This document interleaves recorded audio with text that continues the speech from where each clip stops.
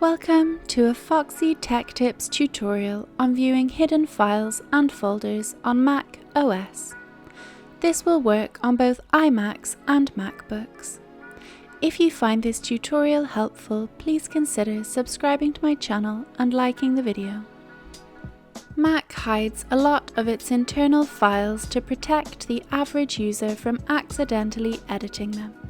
However, if you want to see the hidden files, it's easy to do so. Open up a Finder window. On your keyboard, press Command, Shift and full stop at the same time. This will toggle hidden folders to be visible during this Finder session. You can now access the hidden files that weren't there before. If you want, you can hide them again by pressing Command, Shift and full stop. But note that closing and reopening the Finder window will also re-hide them. Some hidden files are located in the Library folder.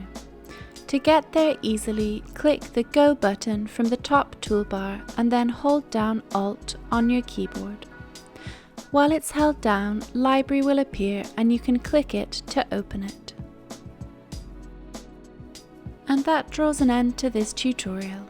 Please like the video if you found it helpful and subscribe to Foxy Tech Tips for more Mac tips and tricks.